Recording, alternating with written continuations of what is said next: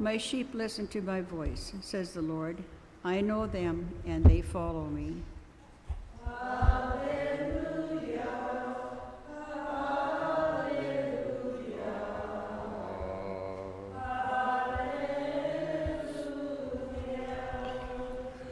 The Lord be with you. A reading from the Holy Gospel according to Luke. On one occasion, when Jesus was going to the house of a leader of the Pharisees to eat a meal on the Sabbath, they were watching him closely. Just then, in front of him, there was a man who had dropsy. And Jesus asked the lawyers and the Pharisees, "Is it lawful to cure people on the Sabbath or not?" But they were silent. So Jesus took him and healed him and sent him away. Then Jesus said to them, "If one of you has a child or an ox that has fallen into a well, will you not immediately pull it out on the Sabbath day?" And they could not reply to this. The Gospel of the Lord. Praise to you, Lord Jesus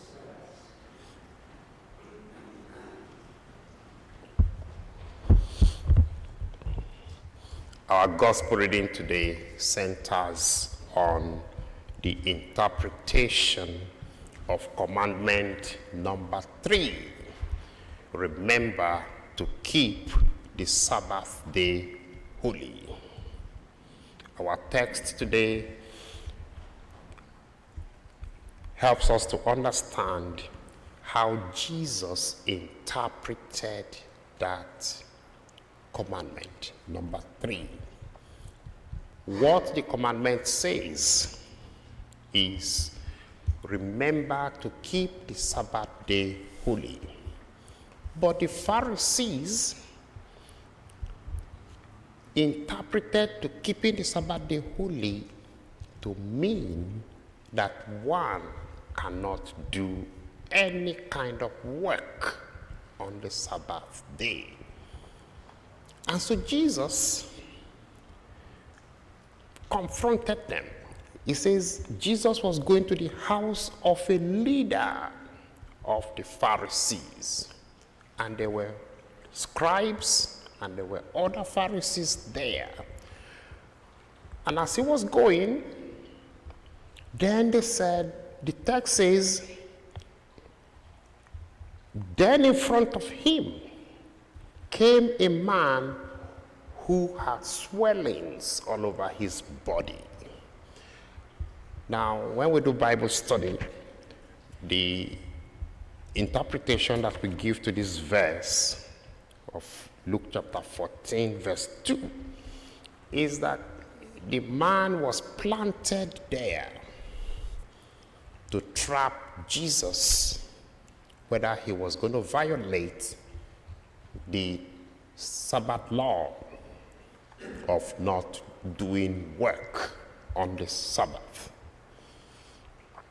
But Jesus, by his question, turned the interpretation of the Sabbath law into a pro-life law. So Luke chapter 14, starting from verse 1 to 6, is a pro-life text. The reason why it's a pro-life text is that it talks about life. Is it lawful to save life on a Sabbath? In the world today, we have a reductionist approach to pro-life, and we single the matter. We emphasize just one matter, one single matter, which is abortion. Every time we talk about pro-life in our world today, we only talk about abortion. But Jesus Christ says pro-life is about saving life in general. It is not a one matter issue. It involves taking action to preserve life. It involves speaking up against authorities on the preservation of life. And so Jesus asked the question, is it lawful to save somebody on the Sabbath or not? And they were silent. They were silent. And then he asked a second question. He says, if one of you has a child who falls into a well on a Sabbath, will you not immediately pull him out, even though it's on a Sabbath? Will you not save the life of that son who fell into a well? And our text says, and they could not reply. So, in a nutshell, this text calls on all of us to do three things. Number one, expand our pro-life campaign beyond just one matter, abortion. It should involve euthanasia. It should involve how we look after ourselves, how we preserve our own life. It should involve how we understand that life is a gift from God. So everybody is called to expand and broaden their understanding of pro-life. Number two, he says Jesus was going to the house of the leader of the Pharisees. In other words, we need the courage to be able to speak up against authorities who are not pro-life. Oftentimes, what happens in our world today is that we want to be politically correct. We don't want to speak up. We are afraid. We fear that the authorities might nab us. We fear that people might not like us because we criticize the authorities that are not pro-life. But Jesus led by example. He was at the house of the leader of the Pharisees. And there were many, our text says, there were scribes and other Pharisees there. These were leaders of the community. They were leaders of the people. And Jesus spoke up. And then number three, we are called to take action on behalf of life. It is not just enough to speak up, but we have to take action. So Jesus took action. He just did not speak. He just did not criticize. Our text says Jesus took the man and saved him and sent him away. There are things that all of us can do on behalf of life. We do not just speak up, we have to take action on behalf of life.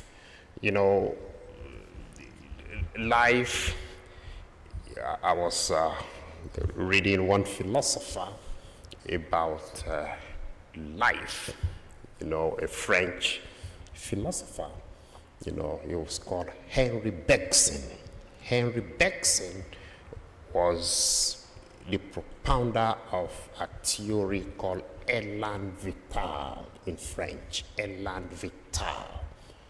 And élan vital, it's called the vital principle that God has given to everybody. And that's called life. You have a vital principle. You know, in French, the vital, when you say something is vital, you know, there are some life, they are breathing, but they are dead. So every life needs vitality. And he says, how do you make your life vital? How do you give vitality to your life? So Henry Bergson, in his theory of Elan Vital, talks about how every person must recognize that this life is God's gift to you. You know, the way it's in ecology study, the way it's translated is if you have a plant, every day you try to just water that plant. You try to just give it water. And you can see that plant grow. That plant can be on your kitchen window, and every day you just find a time.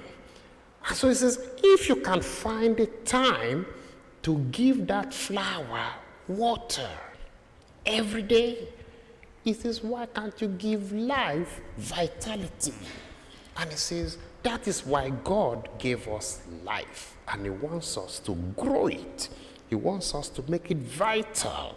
And that was what Jesus did for this man. First, Jesus destroyed the law and says, even though you think God rested, because the law is from Genesis, chapter 2. After God has created the world, he rested. And Jesus is interpreting and saying, even though God rested, it does not mean that he's not looking after the world that he created. He still answers prayer. He still sends the angels out. He is still not sleeping. He's watching. Even though he has created everything and he rested. So in theology, we understand, remember to keep the Sabbath day holy, with St. Augustine's interpretation of it, which I like. St. Augustine wrote a book called the Confessions. In the Confessions, St. Augustine says, Sabbath means God invites us to come to rest with him. He says, going to church is not work. Going to church is an invitation to come and rest with God. And so he says, our souls are restless until they find rest in you, O God. In the Confessions, that's what St. Augustine says. He says, our souls are restless. He says, we will continue to be restless until we can find a way to come and rest in God. And so Jesus, in a way, says the man who was planted at the table where he was with the Pharisees, even though they wanted to trap him, it became an opportunity for his soul, for his life to find meaning. And so Jesus took him, healed him, and sent him back into the world of work. Because he was sick, now that he's healed, it means he can go back now and work.